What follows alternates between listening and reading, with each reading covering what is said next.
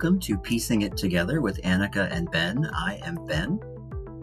And I am Annika, and we are here talking to people who are cultivating pockets of peace in a world that all too often assumes violence is inevitable. We have two friends and gamers here today to talk about what the peacemaking imagination in the world of tabletop and role-playing games, especially games where combat is considered kind of a central feature.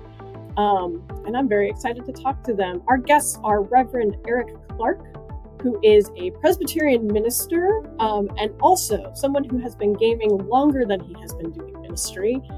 He is especially a fan of role-playing games and tabletop board games and uses his experiences around the table frequently to inform his ministry. And we have Reverend Jennifer Pattee, who owned a safe space cafe that hosted after-hour game nights for the community. She was a recent attendee at Gen Con, which is the biggest gaming convention in the United States, along with fellow clergy gamers. And she works as the stated clerk of Pacific Presbytery in Los Angeles. Aric and Jennifer, thank you so much for joining us. We are delighted to have you. Welcome. And as a starting point, I'm curious, let's start, because you have in me and Ben as a newcomer to this world, I consider myself kind of a visitor to this world. I'm not participating in a campaign right now, but I have participated. I'm literate in this world, but I'm not a full member of it. So as we chatted before recording, we're definitely leading with curiosity. And I want to start by just giving you the floor. Tell us about what got you into this world and this hobby. Okay, I'll go ahead and start. So I've played games. I mean, since I was a kid, it was part of what we did as a family instead of fighting. So that's always had sort of a part in my life. And then I started getting into more serious board games sort of as I grew as an adult. And then RPGs specifically, it was actually when I was working at Dubuque Seminary, there was a class for undergrads that used Dungeons and Dragons to teach study skills. And it was such a booming hit that these kids who never probably would have hung out together otherwise, they wanted to keep the group going after the class ended. And so that was where my partner and I sort of stepped up to help do that as a way of building community among these freshman students who, like I said, would probably have not crossed paths otherwise, or crossed paths even with gaming. So that led to, fast forward a few years, it's after COVID. We're looking at ways to build community where we live. There's a cafe that the owner is looking to get out of. We take it on and we start building a safe space where there's gaming for the community. So it's sort of, it just blossomed in my life every few years in a new way of how it's manifested as community building, as bringing people together, as sharing experiences, and just getting people sitting down at a table together. So for me, gaming is both a way that I nurture my brain and my soul, and also a way that I nurture the community around me. And for me, gaming has also been a lifelong activity since childhood. I think that its core roots for me are right there in the idea of play, in the idea of just like exploring our world and exploring my imagination and having an opportunity to express myself with other people in an alternative space where the rules are different than the rules of our everyday daily life. Is an opportunity to like use your brain in a different way, and that has carried on through me through my adult life in as a form of self-care, as a form of self-expression. I'm often the guy who, when we are in groups of colleagues or partners or organizers in various different fields, when they ask what people do for self-care and people are listing things like yoga and hiking, I'm always listing like playing games and spending time in my imagination, spending time thinking about alternative realities and worlds and alternative ways of living and being,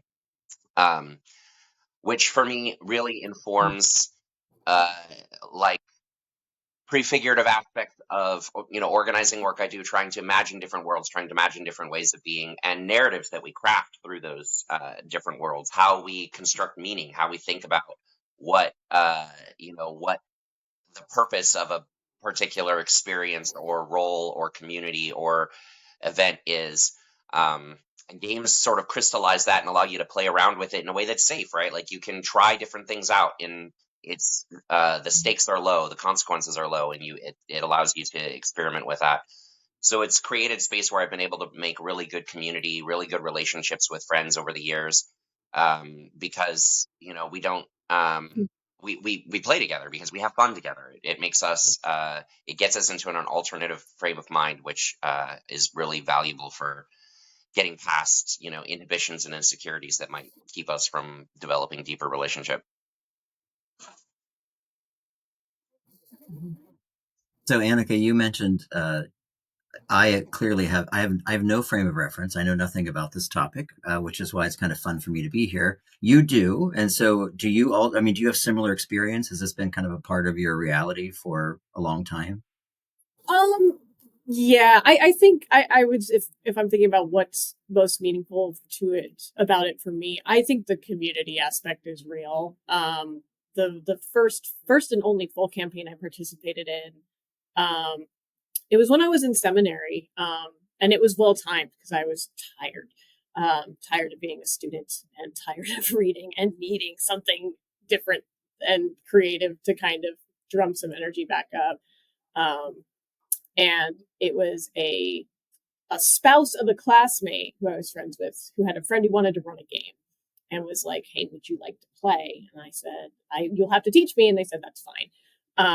And yeah, I remember that became like the weekly respite where I didn't have to be the seminarian. I didn't have to be the theologian. I could just kind of lean into a very different type of character. I played a rogue who was on the run, after stealing her sibling's identity and pissing him off badly enough that she had to leave town. And I think for me, it was as Aric said, kind of getting to to play around in a different world. And Jennifer, I will just say, I do think it's funny. You started your story with games as the alternative to fighting in your house, which is a very direct, like, talk about games as peacemaking, to bring you into a different space. But yeah, I think that's what I have found meaningful about it is just giving you an excuse to get together with people and really spend it's very focused time. Like it takes a lot of energy and a lot of attention. Um, but the payoff is really lovely. I was just talking this week with Dr. Lynn Horan, who works with clergy people who have been in toxic environments. And we were talking about gaming as a form of recovery from burnout, stress, all these different things where your brain has certain neural pathways, certain parts of the brain that have been overactivated. And then when you're gaming, you're activating different neural pathways in different parts of your brain. And both as a recovery, as a way for clergy to sort of get out of different spirals and things. How gaming can be so healthy for the brain. I mean, which Aric sort of got at also. But I mean, there's so much research around Alzheimer's and dementia also, where gaming Mm-hmm. can help keep different parts of your brain active, especially if you stay fluid at playing different games. And even if they're not hard games, even if one day it's hearts and one day it's solitaire, and they don't have to be complicated games, but just how healthy it is for us to engage in these different things that our brain doesn't normally do when we're in the stress cycles, right? And the political atmospheres and the things that we get wound up in. These, like Aric said, there's a different environment that you're stepping into, that reset your brain in a really healthy way. Yeah, a game creates an alternative space, an alternative temporary community. In that way, it's similar to ritual, right? Like it carves out a particular space and time and asks you to set aside ordinary ways of operating and ordinary ways of being and to accept the artificial space that's being created by the game, the rules of the game. Um, but not just the literal rules of the game, like the rules of the game of cards of hearts, like in what how you play cards in certain order, but also the like social conventions of the game, the how we're going to be with each other in this space, like how we're going to socially relate to each other, and that carving out of that alternative space is I think it's it's a way for us to be able to connect with each other while simultaneously disconnecting from ordinary habits and patterns, and that re-centers us in new ways, and invites us to do so in a way that is intentionally designed to be fun, right? Like to trigger pleasure centers, and to make you enjoy the experience and to come away from it refreshed and enlivened, which is useful, helpful in many ways. So, so I already have 40 questions bubbling up in my brain, but one of the things that sticks out to me. So, Annika, I'm throwing you on the panel here while I have this discussion, but uh, I know a lot of people like the noun gamer, right? Is used like I get the sense we're talking here about a different type of game, right? So I know a lot of people involved in video gamer life, right? Which frankly I have found incredibly toxic, and not very welcoming. And I wouldn't even call it safe. And I think that most people I know who play, like say Call of Duty obsessively or things like that, they're just stressed out about it all the time. So I don't understand that. So I mean, is there like is there a boundary between those two worlds, I guess, right? And I may be, I don't know, misgeneralizing video gamers. I'm sure I probably am to some degree, but there's a toxic masculinity that I have seen at play there. So is this community just sounds very different to me because we're talking about support and safety, conflict resolution, all these things that like I don't see in the other space. So I don't know what the question is exactly, except that can you explain why there's such a sort of drastic variance, I guess, in the communities? Is it the impersonalness of video games, maybe? I mean, one thing I'll say to it, the like Eric said, there's rules, right? And then there's social rules. Some of these online gaming communities where it's there were especially like open forums, you're playing with whoever, right? The social rules became very, very loose. And Mm, they became even looser than societal rules, which are already kind of loose. um, and so, like you said, many of them became toxic environments. Not that they have to be, though, right? There are many people who are playing those same online games in closed forums, right? Only with their family members, only with people they know and trust, right? Like there are mechanisms for them to be healthy, but especially early on and now too, it's all about sort of who's at the table.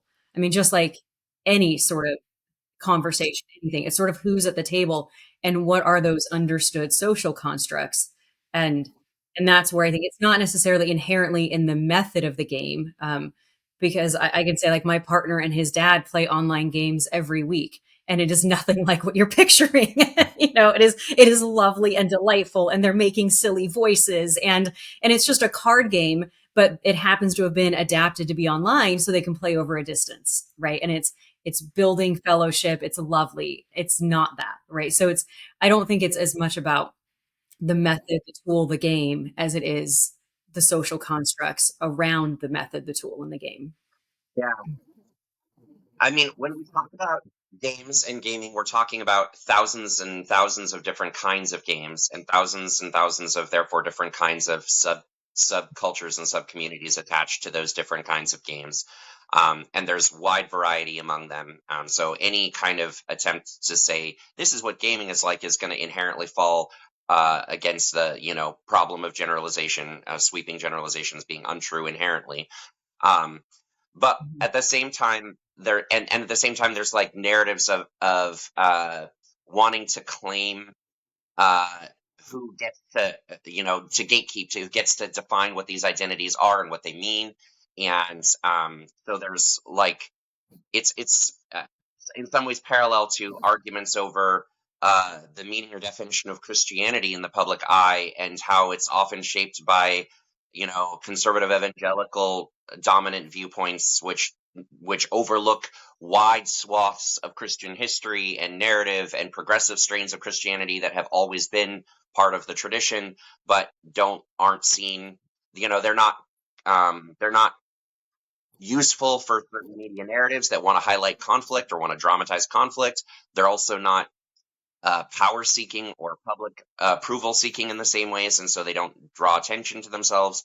So in the gaming world, we do have, of course, subcultures of gamers that are very competitive, that there is a sort of toxic gatekeeping mentality.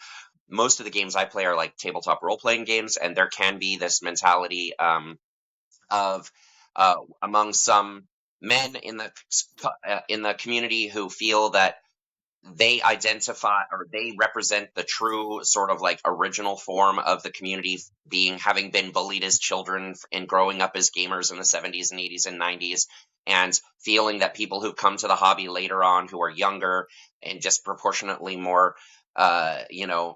female or non-binary or queer or other representing don't fit in the community because they're not part of that narrowly defined identity that was originally there. And so there's this concept of like a fake gamer girl or fake geek girl, and the girl has to like prove her bona fides, her cred, to be allowed to be part of the community, which is total bullshit. But those sorts of things do exist.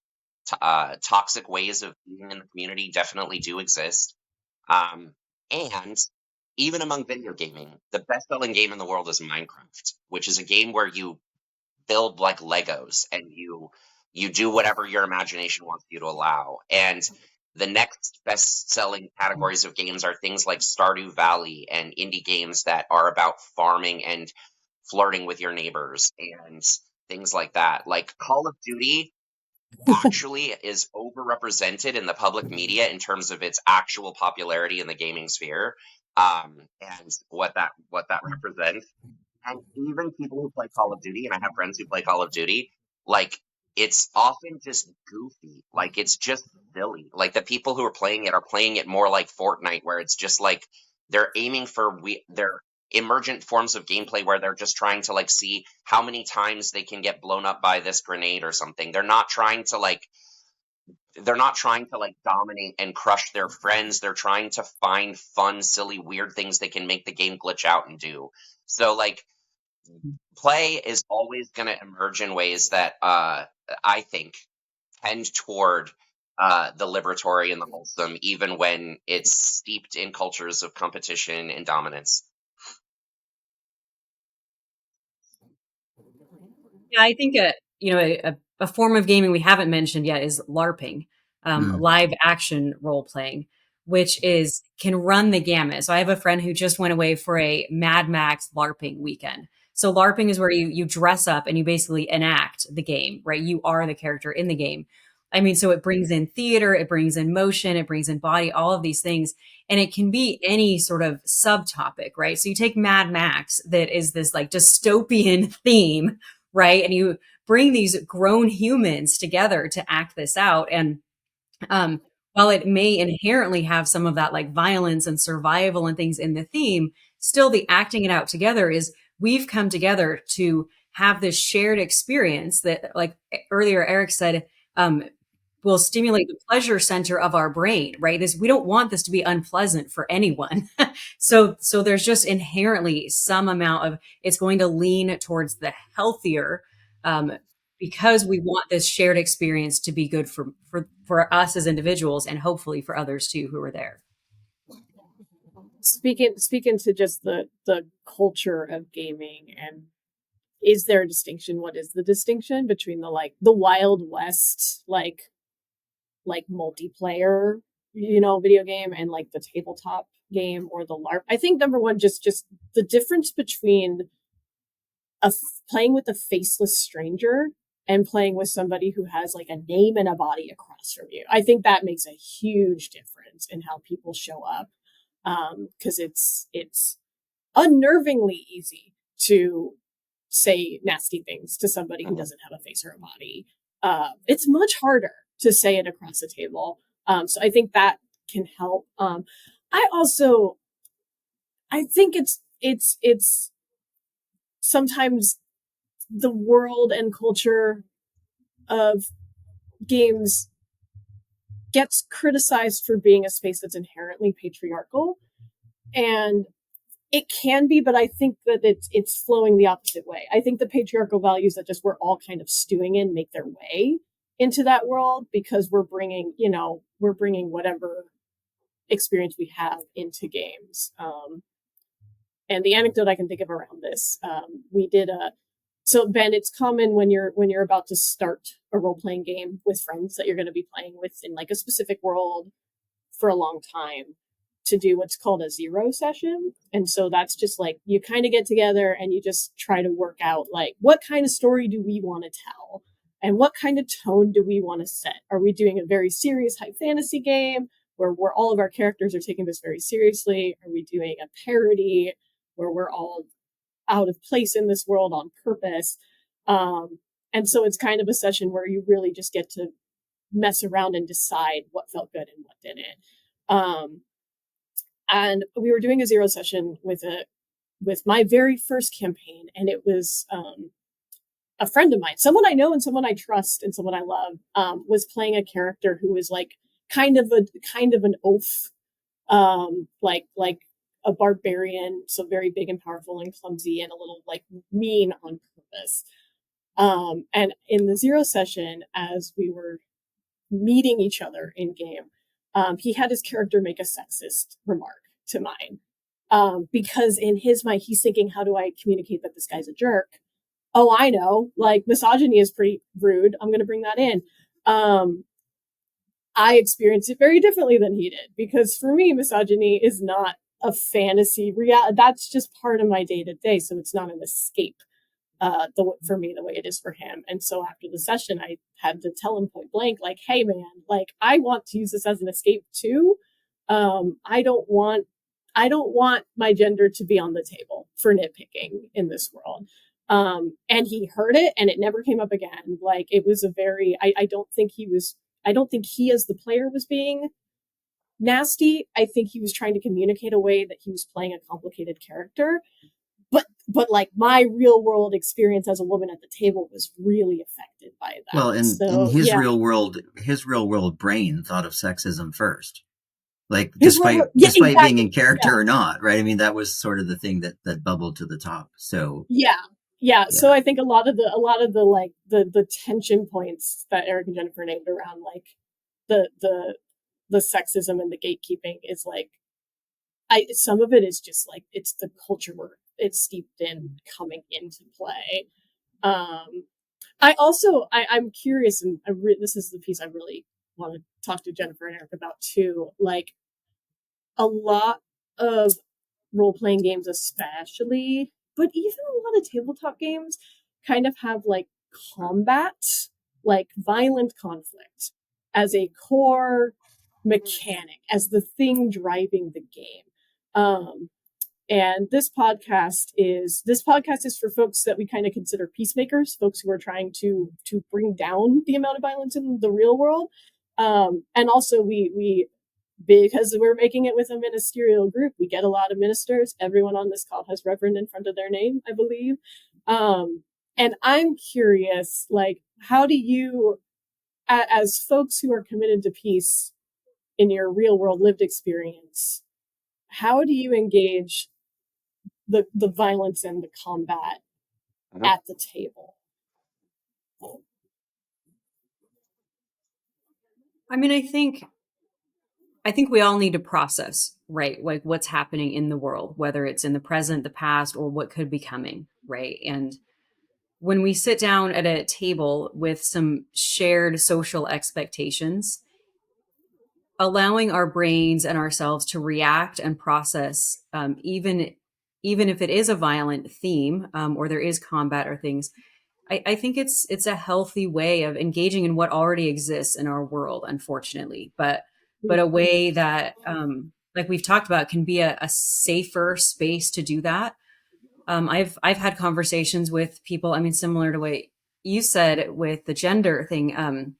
They said someone in the midst of gaming brought up a question about transgender people in sports. And they asked me, well, how would you have handled that? And they said, because I answered and then it became a thing. Right. And said it kind of derailed the whole game. And I said, well, I think that's something that you sort of have to set some expectations ahead of time that if a question pops into your brain because of something that happens in the game, do we deal with it right then? Or is this a non gaming conversation, right? Because we're creating a shared, safe experience that not all conversations are safe for everyone to have with everyone at that table.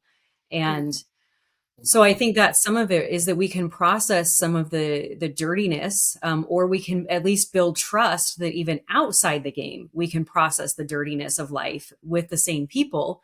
But because we have a shared trust and we're comfortable enough saying, "Oh, that was uncomfortable to me," that then we can translate that to outside gaming experiences too. So I think and I think the world is different in the game too, right? Like even if it's a historical reenactment game, it's still different in the sense that we know we're not living it. So our brain processes it more safely because we know we as individuals are safe while we're doing this.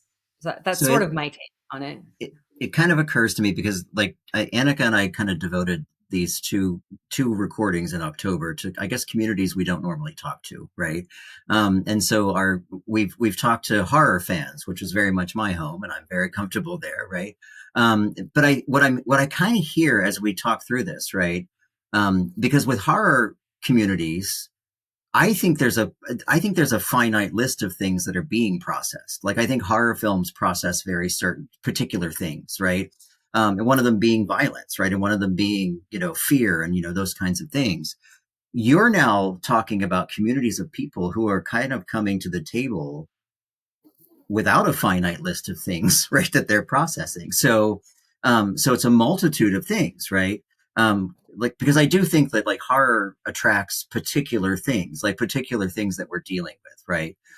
This is a multitude. I mean, this world is huge. I mean, offline, Jennifer and I are like best friends. So like, I hear a lot about this. I had no idea. I mean, honestly, I had no idea how huge this was and how many genres it overlaps with and how many different kinds of games there are. And like, I mean that, I've been introduced to the world of cat games. So now I'm a gaming fan, but, I think this is kind of an unlimited supply of issues, right? And things that people are dealing with. And it strikes me as somewhat beautiful, I guess, that these communities can come together and do those things, right? And talk about those things, kind of the way that horror fans get together and talk about, violence and talk about how we process, those kinds of fear-based things. And so, like even that a transgender conversation pops up, right? Is evidence that this is a multitude of things, right, that are occurring at once. And so it is kind of a community that illustrates the idea that unity can be formed within a diverse structure, right? Diversity does not inhibit it, right? Because you're still mobilizing around a common sort of idea. And so, the peacemaking part of it then to me seems like whether you want to or not, you create safe spaces to talk about things um, just because you become sort of a fellowship of people. I mean, am I overreading that? No, I think that's a good way of saying it. You do become a fellowship in some ways. I mean, I would say the best parallel when you talk about how broad it can be is a book club. You Mm. can have a book club centered around graphic novels. You can have a book club around historical fiction. You can have a romance, right? It's all these different genres, but inherently it's a shared experience that then elicits interaction. Yeah. When it comes to talking about like the role of violence in gaming, I mean, I think that we could talk about this for days, but one thing that I think is a distinction I always try to help people understand and make is the distinction between the like the what's explicit and what's implicit, or what the text is, but what's actually happening under the text, what the subtext is. In other words, I think it's important to note that violence in gaming is not violence. Like if I imagine my character, attacking an enemy with an axe, I'm not actually attacking someone with an axe. And it's not just that I'm saying, it's imaginary, it's fake. It's that I'm saying that the actual action that's happening at the table is an act of creative imagination, which itself is not a violent thing. Is an act of storytelling, an act of community Mm. building. there. The thing we're actually doing is not the thing, is not the material any more than, say, a a novelist writing a novel is committing an act of violence by telling a story in which there is violence. So violence is part of the story for sure, but it isn't the same thing. It's not actually that the action of violence itself. And that distinction is important because not only for the sort of like psychological therapeutic reasons that we brought up, like people use this to process feelings around violence, it's also how we use to sort of like construct our philosophies and ideas around violence, thinking about like how do we relate to or connect to and understand violence in the real world. And since violence is a real thing in the real world, we need spaces where we can do that, where we can imaginatively relate to violence in different ways and try to understand how we do that.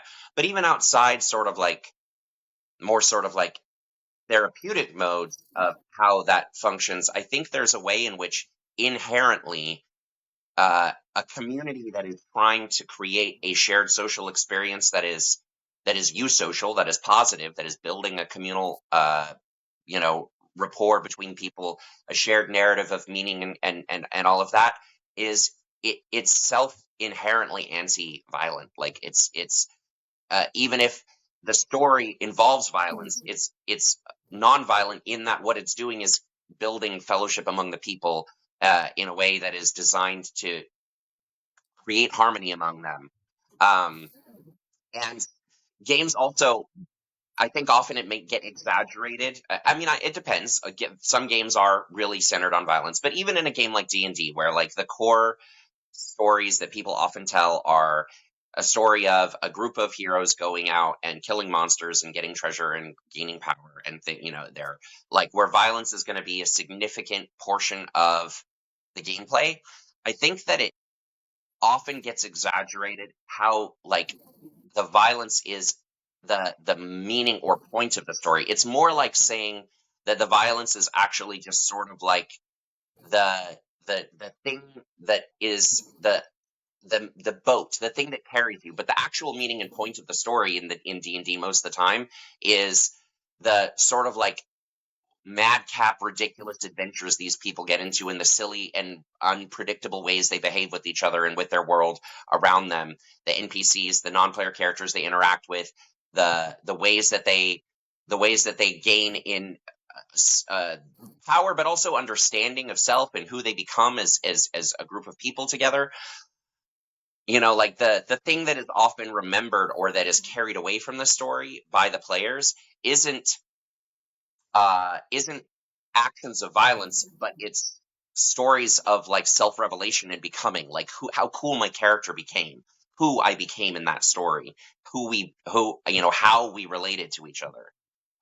It's interesting that like the moment you bring up, Annika, was a moment of discomfort and real world intruding into the game in a way that felt violating, like using misogyny for a fictional purpose that was not fun for you, and you asked for it to not be used, and that was honored, and that's a good example. But like the point is that the thing that stands out about the game is actually our social interactions with each other in the game.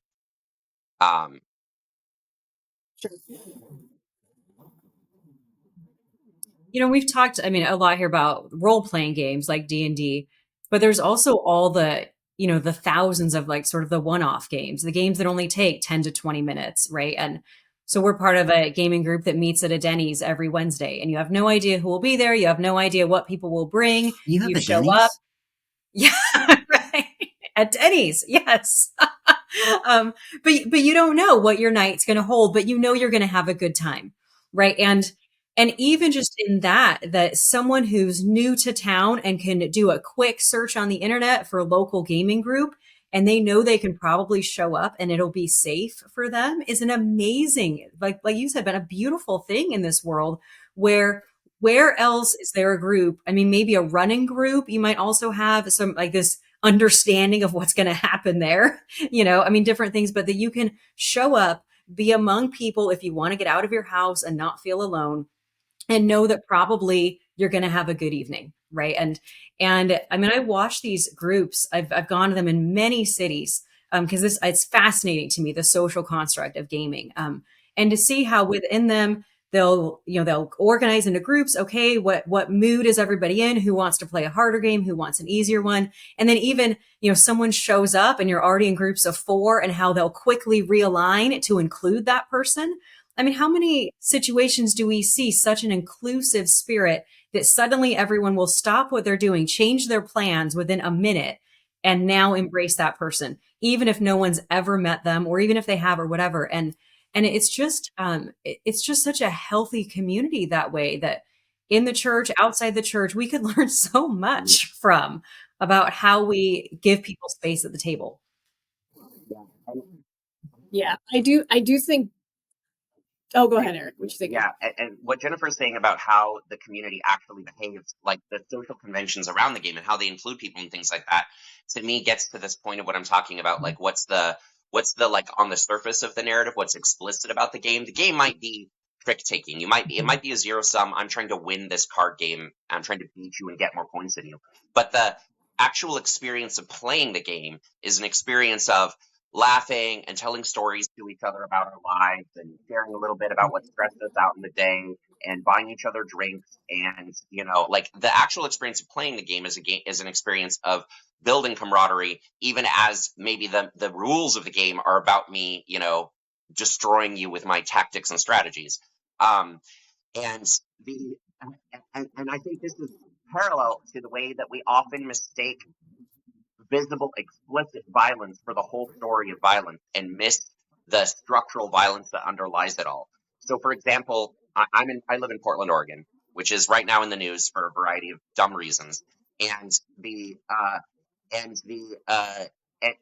narratives often focus around moments of explicit violence, and they're often framed in very particular ways. So they're often framed as like are the protests inherently violent? Did protesters cause property destruction? Did they throw a water bottle or something? Or did they do something that was an act of instigation that justified use of force by the police? And the explicit bits of violence are the things that are highlighted. A protester threw a water bottle or painted some graffiti, and police used crowd control munitions or tear gas or other things like that against protesters.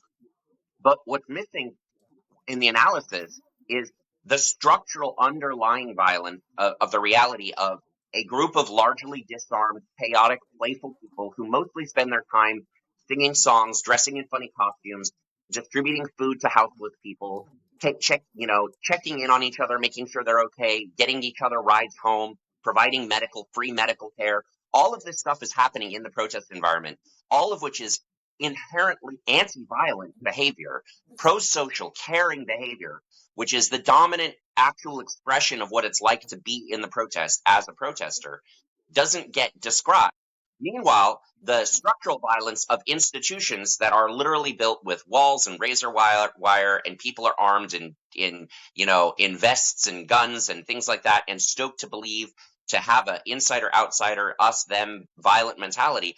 None of that is perceived as inherently violent, until and unless triggers are being pulled and things are actually being fired. So I think that we often overemphasize moments of explicit violence and under-recognize moments of structural violence that underlie it. And games are structurally anti-violent, communal, pro-social. Yeah, like last year on election day, at our cafe, we had gaming all day for election day, and there was a polling site right across the street. And so we were this respite spot that you could come, you could play some board games, sit down, hang out, have a cup of coffee, go drop your vote off, and we had so many people. We said the only rule is you cannot be checking the news while you are in this space. You can't say what's happening with the election result. You can't discuss it. You can happily go step outside for that, but this is a respite area. And we had so many people come by the next day and say, I feel so much healthier today because I had a place to get away from it. But the thing is, right, like you have to give the space to get away from it, but also something to do, right? Like sometimes games are literally, it's just something to do that isn't dwelling in the thing, right? Because you can make a safe space, but if you all sit around and stare at each other, eventually you're going to circle back to the thing you were spiraling on, right? And so having, like I said, even if it's a simple deck of cards or whether it's a complex game that'll take you 6 hours, right? There's sort of something for everyone that you can construct this space using some form of gaming. Annika, you look like you were going to say something before I'm going I to take was us on a turn. So I'm going to let you go let me first. say Yeah. this that takes on a turn. Yeah, I think no, thinking about it as like what the the motif of the game can engage violence, but the thing that's actually happening is the interaction around the table. I think that's a really solid, like that helps me make sense of kind of like, okay, why do I find this so cathartic as somebody who's otherwise, pretty opposed to violence? And I think it goes with for listeners, our episode on horror is next week, but for Ben and I, through the magic of podcasting, we had this conversation yesterday. What we were saying about like how many peacemakers are into horror for very similar reasons. I think if of like, no, let's name what the hell is happening. Let's call violence what it is. Let's admit that we're scared, and let's play that out in an imaginative medium. I think that when I think about my experience with combat and combat based games, like it's something similar of like, I am trying to exercise something that may or may not have an outlet in my real world. This is a place to do it. And I will share too, Jennifer, I love that you've got these like solid communities. I think that's also a testament to like how people host. Because you can absolutely build those spaces. I do think it takes like, you need somebody willing to do the welcoming, and you need somebody who is tuning into the group dynamics of who is or isn't, doesn't have a place at the table. Which is also, you're right, it's community building work, and it's social work and social attention rather than like just what's on the table. That's what I'm saying. So what are you thinking, Ben? Well, no, because I was thinking, part of our discussion on all topics, right, is sort of how these things start to overlap with the idea of faith, right? Because we're all ministers here. It may seem odd, I guess, for ministers to be horror fans or to be, LARPing on the weekends or whatever people are doing, right? LARPing, by the way, intrigues the hell out of me. I've always found that fascinating. It's my favorite documentaries to watch. Um, but part of the thing is, and I think Aric sort of alluded to this, right? People view both of these things like the genre of horror, the idea of gaming, people only view these from very surface levels, right? Very few people actually delve into these communities in the way that we do, right? Or the way that we have and formed connections this way. And so I think they see, right? They see what is projected violence, or they see what is violence in a game. But they don't look beyond that, right? All they see is that first impression of this is a violent, horrible thing, right? And I'm first one to say horror movies are horrifying. That's why they're called horror movies, right? And so games aren't necessarily always meant to be peaceful either. But the idea is they do this to the Bible too, right? We hyper focus on violence in the Bible because we want to make God violent, right? We want to talk about how violent God is, and we want to talk about what a bunch of hypocrisies we're all walking into because God was so violent. Well, violence wasn't the central focus, right?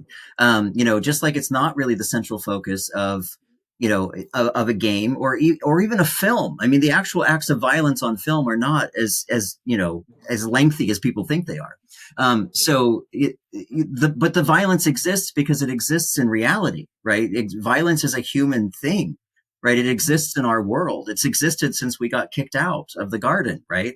Our first act was homicide, right? So, I mean, violence has been part of us for so long. And so the faith story, though, the faith journey, I think is very much like the sort of imaginative journey of imagination that we find in games and we find in films and other places, because it is about having an imagination, a prophetic imagination that believes hope is still possible, right? That believes heroes can still win, that believes that, quests can still be successful, right? That you can still get to the end of the game, right? And that there can be some relief, there can be some sense of peace in the aftermath of what seemed like a very dark moment, right? And so, there's something beautifully faithful about these things that people never associate with faithfulness, right? And so, I think I expressed when we were talking about horror movies how much it has informed my ministry in a lot of ways, and how I use that. So for you guys, right? Like Jennifer, I hear very clearly that pastoral care was basically right what was happening here, right? Creating these spaces where people can feel safe and feel welcomed, and those kinds of things, hospitality and all that stuff. So and Aric, I don't think you've talked much about your own use of it in ministry, for example, but what is that like for you? I mean, like, to me, there is no real boundary between my horror fanaticism and my religion, right? I understand the realities of both. Okay. But I also like to have imagination. I think imagination is essential to faith, right? And so am I making sense? Uh-huh. Does this make sense to you? So one thought that came up for me with what you were saying. So I mentioned like we did game nights, but at a cafe, right? Well, I've been a church pastor. We've tried doing game nights, and they failed when we did them at churches. And I think the reality is we have these social constructs of making a safe space for gaming, and churches are not perceived as safe spaces for so Sure. many Yeah. people that Mhm. you can literally offer the same event with the same advertising, the same everything, and the location could be 10 feet away. And if it's not a church, Negative features of. it's if it's in the church, it is. Or sorry, if it's in the church, it's not safe. If it's somewhere else, it is perceived as safe.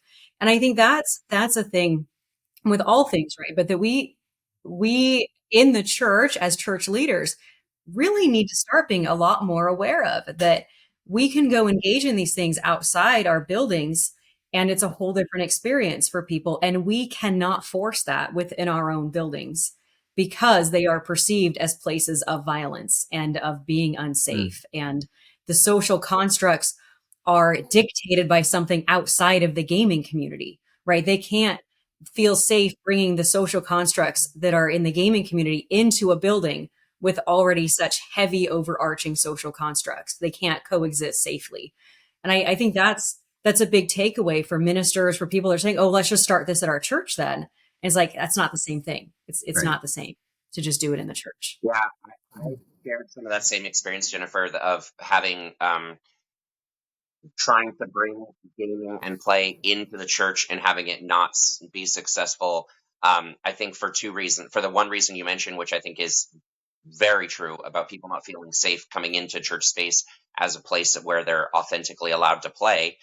Church feels like a place where you're not allowed to play, where the rules are restrictive, and there's a sort of like prescriptive set of beliefs you must subscribe to and the prescriptive way of behaving you must be, which is inherently not conducive to play. But I think the other element of that is not just whether people feel safe in the church, but whether people in the church feel safe playing.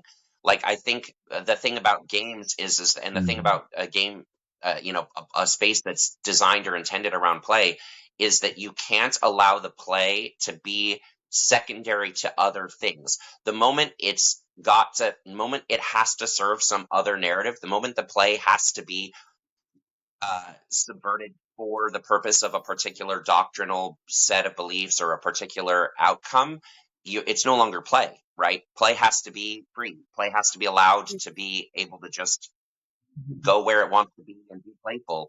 Um, and um, and so that yeah, I think you have to have people who trust that it's okay to play. It's okay to have a time which might feel like wasted, non-productive time that isn't that doesn't have a predetermined outcome. That we're not going to, at the end of this, sit down and have a moralistic, conversation about what we all learned from the experience, but we're just going to allow ourselves to have enjoyed the experience and to have had fun.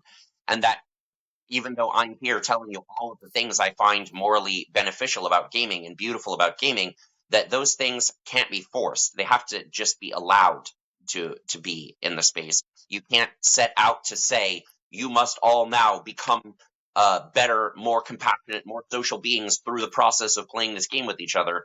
It will definitely fail at doing that.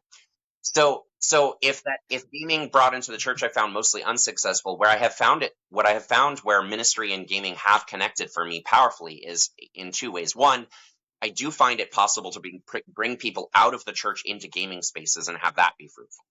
I often invite people from my church communities to come to conventions or come to one-shot games or come to a board game night, and they have a wonderful time. And they're like, this is so great. Why can't it be like this at church? And I'm like, because people at church won't relax and just have fun. Um, and then the other thing that I find that is fruitful, that is meaningful, that often works is actually just embodying my own professional religious clergy self in non-religious spaces and allowing people to interact and relate to me and form new associations thereby. I have what I would consider to be a fairly large parish of non-religious people, people with no interest in the church and no interest in being part of the church, but who connect and relate to me and would, in their own words, describe me as their pastor or as their mentor or as their religious or spiritual figure guide. They come to me for dealing with grief, or they come to me for dealing with relationship changes or job changes or stress or politics or the world being on fire. And they do that because of a relationship we built in a space that was not explicitly religious, where we were just playing games together. But in that process, we built trust with each other, and that has resulted in long-lasting, meaningful relationships. Yeah. I'm glad you brought up trust at the end, because Aric, you were chatting about the struggle. I think like the fact that gaming doesn't feel safe in a church space, and you mentioned like the pressure of like wasted time or like a quote unquote pointless activity. And I think that's one facet, but I think there's another one, which is just there's a massive amount of vulnerability that goes into any kind of creative work, including getting around a table and pretending to be a goblin with somebody. You have to you have to be able to let your guard down. And I think, I don't know, like I know I struggle with that, and I think most adults just struggle with that too. We have so much pressure to be like on as the professionals and as mature so frequently that just like kids can jump into a game no problem. Adults need rules. Adults need structure. Yet no, there's just it the same thing that makes it so relationally powerful is also what I think sometimes makes the barrier to entry difficult, because you really do have to convince people like, no, it is okay to really like just jump in here and see what comes out. Yeah, like it makes me think of like I think the reason I envy people who are involved in like this world, right, that I've always sort of been on the outside of, right, is that it reminds me of being a kid, right, and pretending to be other things, right? I mean, I was always, you know, we were wizards when I was kids growing up, and we were dragons, and you know, we were doing all kinds of things, and so I think that was uninhibited, right? I think it was free, and I know me personally, I am way too inhibited to pretend to be anything around a table with anyone. So, you know, so I mean, that's always been my barrier in a lot of ways, right? Is that I'm afraid of sort of breaking my own sort of introversion to do that. So, and what's remarkable to me, and again, I don't mean to sound like some crazy like outsider who knows nothing, but what's remarkable to me is it is a space of people who are existing in this kind of freedom, right? Who probably are never free outside of that space, right?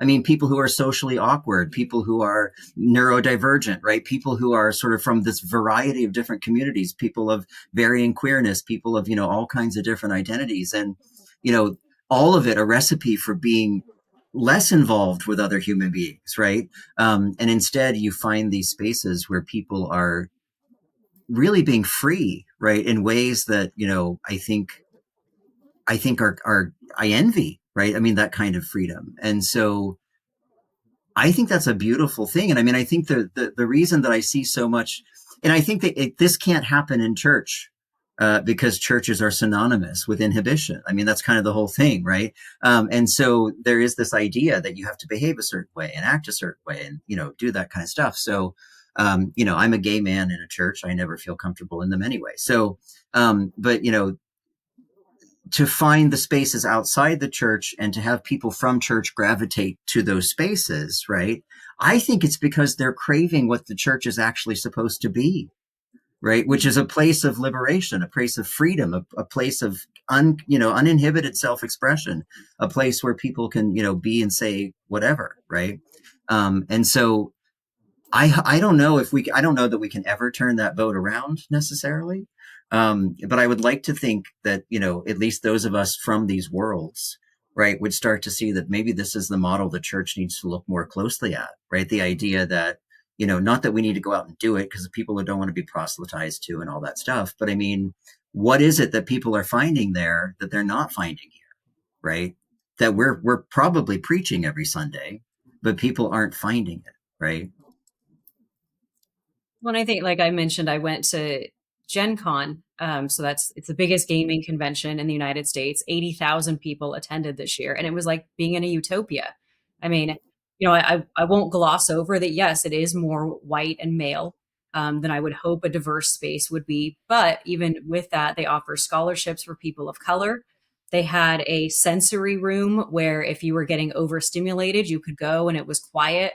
They had the Latinx room. They had the room for the tabletop gamers, GAYMERS. So they had intentionally made safe spaces for the marginalized communities within that, in acknowledgement of these are still minorities in this community, but you are here and we want you to be safe. And I think that's the whole thing, right? Like as church leaders, we don't need to bring those spaces into the church yet. We're not there. We need to be going into these spaces that others have constructed that are safe and look at how did they do it? Like, Right. how did they do it? Why is it working? What can we learn from it?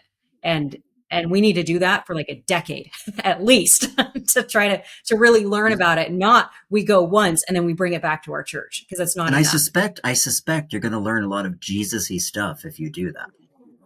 Yeah, I mean, I would say that gaming Yes. at its best, when it's really fulfilling its highest purpose, is proleptic. It's Eucharistic. And by that I mean it does prefigure a world of freedom, of joy, of unity and communion that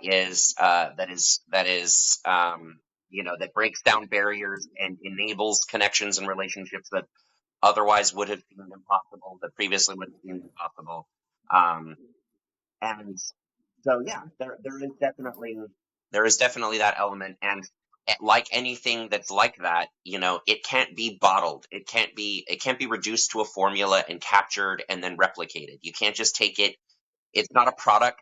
You can't just transfer it into another environment and assume that it's going to function in the same way.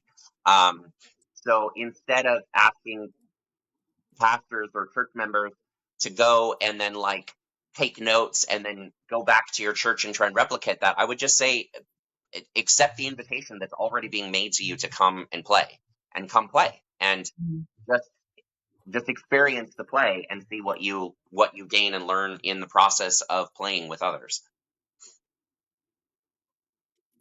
I mean, we are Presbyterians. We're going to take notes anyway. I mean, that's just going to happen. Well, in every campaign needs a note taker, someone who knows what the hell's going on. Just do it as study leave. That's all I'm saying. That's right. Use There study you leave go. for your gaming convention. Nice. Ben brought up something that I'm curious to hear Aric and Jennifer as people who are spiritual leaders who have played games with their, I guess, with congregants, is that fair to say, or with folks who kind of know you first and foremost as a minister? The amount of like, you also have to let your guard down to really play and play well. And you're in a community with folks who, like, I feel like spiritual leaders just inherently have people project onto them, like expectations of how you're quote unquote supposed to act, what language you are not supposed to use, things that you have to, I feel like, let go of caring about to really play fully and well. and things that I think I struggle as a minister to ever fully put down. Like, I'm always very aware, like if a student is in the room, or if it, back in my hospital days, if a patient is around or a coworker is around, like it definitely affected how I carried myself. And I don't think I've ever played games with, no, I have played games with students, and then I left feeling like, uh-oh, because I definitely let loose in a way that I was like, I don't know if that's going to bounce back. I hope it doesn't. We're going to let the spirit handle it. But I am curious, like, do you notice or do you notice an experience, and do you respond to, or do you just let it ride? Like, does the way you show up change when it is your peers and your friends versus the people who kind of look to you as a spiritual leader? Yeah, so I'll say I'm very deliberate about what my boundaries and my role are in every different gaming environment that I'm in. So sometimes I'm there first and foremost as a gamer, and I know it's there to fill my cup. And I usually entered that space as a gamer for a while before I outed myself as a minister. Whereas there's other spaces where I've come into that space comfortable being a minister, and I usually won't play the games. Then I'll host, I'll kind of coordinate, maybe I'll grab, whatever people are drinking or eating, or, I'll coordinate, right? But I won't game. And then there's other times where we'll do gaming sessions at our house. And if it ends up that someone gets invited that I know has pulled me into a pastoral care role, we'll relocate. So it's not in our home, to keep that boundary that the people who view me in a pastoral role aren't also in my space, because it's a real thing, right? With clergy boundaries that we need to stay cognizant of in these different settings. And people come into gaming very vulnerable sometimes. And so I'm very, very cautious about when and where that happens, what my role is, and what space I'm in for that to happen. And so we regularly have that conversation about that, especially with our home space, who's in, who's not. There's people that we know, when they come, they will come with some trauma that they will want to unpack. And I don't let that happen in my home, And so I think that's something, I mean, as ministers, right, that still the clergy boundaries are the first priority, just for our own health and mental health. And if it's something that I'm doing to fill my cup, like I said, I show up first as a gamer, then I eventually out myself as a minister. Yeah. Yeah. There, it's always a constant negotiation, and there's never a time when, when I'm completely, when I'm not attending to what the different roles and relationships are. In fact, it's not gaming, but I've been doing a lot of community theater, and I've become aware that in it, there's no community in which I'm ever like where the collar is fully gone. Like I'm never not a minister. Right. And Right. because of that, there are realities associated with that. Some of which I embrace joyfully as part of the thing, and sometimes some of the others that feel a little bit more burdensome and feel a little bit like more of a restriction, but are part of the vocation that I accept. And that does mean that I'm always aware in various circumstances of a responsibility I have to not just maintain boundaries, but also just to like be careful and thoughtful about how I interact with people, so that one, I do no further harm. I don't want to be one other clergy person who is responsible for more religious trauma for other people. But two, also so that I'm aware when people might be projecting onto me things they have that's baggage about the church, or baggage about their own religious or spiritual life, and how that might influence our relationship and our dynamic, or where people might be bringing something that needs more care and attention because it needs to be treated confidentially or pastorally, and to find safe ways to separate that out. There's different, there's different games I would play with different people.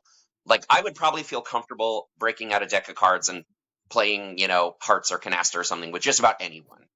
There's almost, probably that's like a low barrier for entry kind of game. I can play cards, or I can play like, a lot of classic simple board games with most anyone.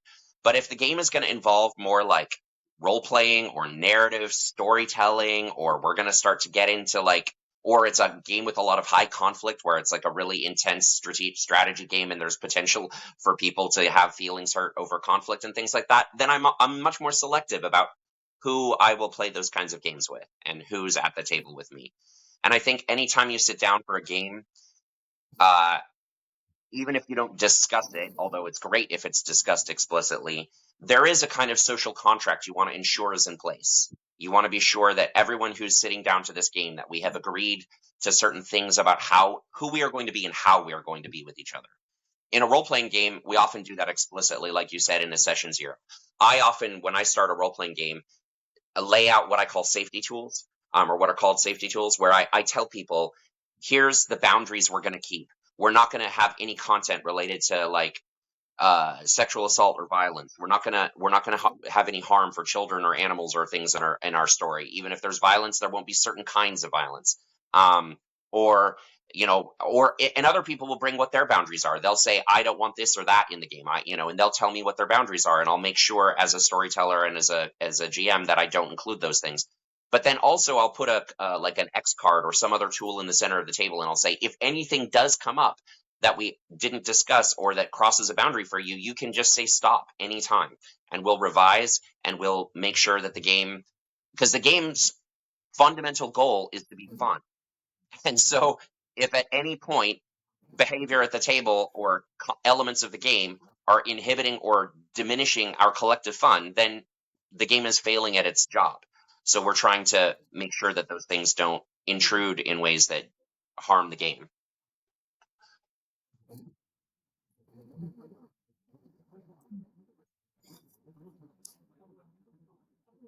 Yeah, I think the other thing too to always be cognizant of, right, is if we come into a space as a symbol of the church and then someone starts asking us questions about, oh, blah, blah, blah, church question, that can make the space feel unsafe for people at the table too.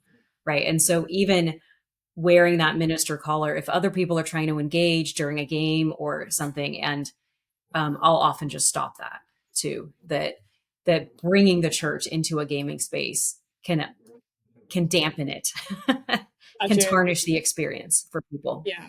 So what I'm hearing is the collar does not come off, but that's why you're within your right to kind of craft what makes sense for who's playing right now. I'll often just tell a person who's bringing a lot of questions or things like that, is I'll just say, hey, I'd love to talk to you some other time, or not here at the table. You want to talk to me? Let's go have coffee. And if you have questions, I'm happy to talk, answer your questions. But maybe that doesn't need to be everyone else at the tables. They didn't sign up for that conversation. Totally. Yeah. Fair. We are coming up on our time mark on this. This has been a delightful conversation, though. I do want to give Aric and Jennifer, is there anything else about you, your work, your philosophy of play that we haven't talked about that you would really like to? And also, Ben, I will share, are there any questions that you're like, no, we got to get this on the record? No, I feel like I could literally just ask nitpicky questions for 17 hours until I figured all of this out. But so you say you're not a gamer, but that's actually extremely part of the culture. So well done. Sure, yeah. So no, I mean, I think, look, I love these conversations, and I mean, the reason I love these conversations is because I think we are living in a moment where we're not finding peace in the usual places. And so the best places to find security, even predictability, right, are in these kind of alternative spaces where we can find foundations and sort of build communities that endure this chaos, right?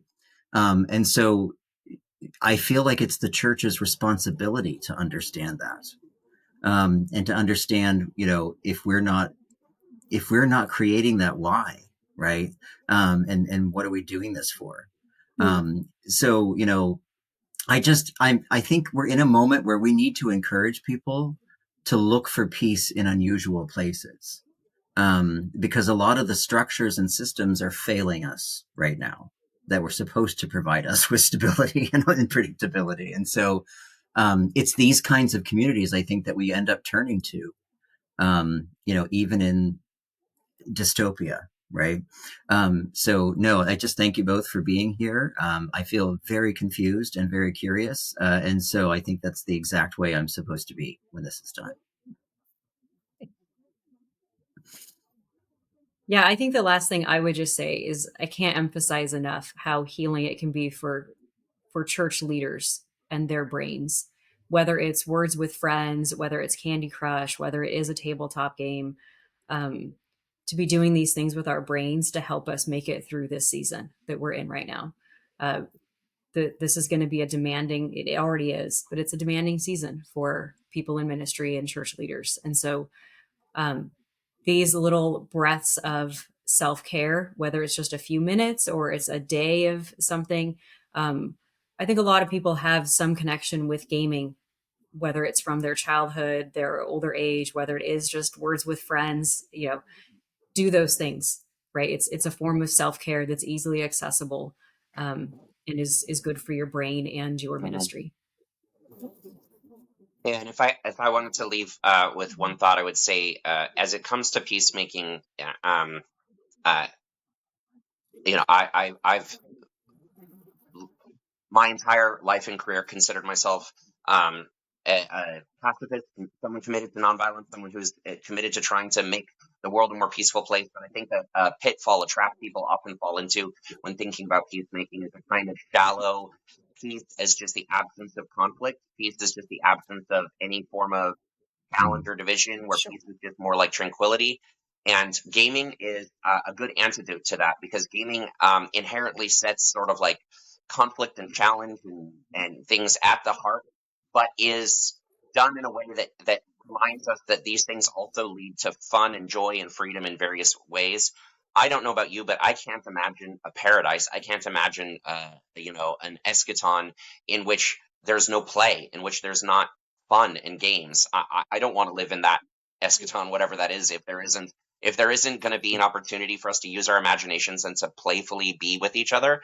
And most of the forms of the play I'm aware of dramatize conflict as part of the play. So as peacemakers, games can help us like get over our fears of violence and division and conflict as inherently uh, things we have to avoid in order to keep our peace. But that actually peace is found in sometimes moving into the conflict, moving into the challenge, and just figuring out how creatively to be within that space in a way that brings life rather than destruction.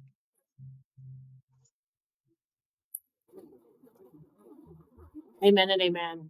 Thank you. Um, Thank you both for joining us to chat about play and to play a little bit in this conversation. So appreciative. And if you are listening and you consider yourself a peacemaker and would like to share your story with us, email us at info@presbypeacefellowship.org. And if you're listening and you have enjoyed what you hear, like and subscribe, baby. Feel free to follow this podcast. Feel free to follow this YouTube channel. Validate us, validate us, validate us. Enable us to talk to more peacemakers in creative spaces and corners of the world. Thank you for listening. Thank you all for being here. Go in peace. Thank you. Peace.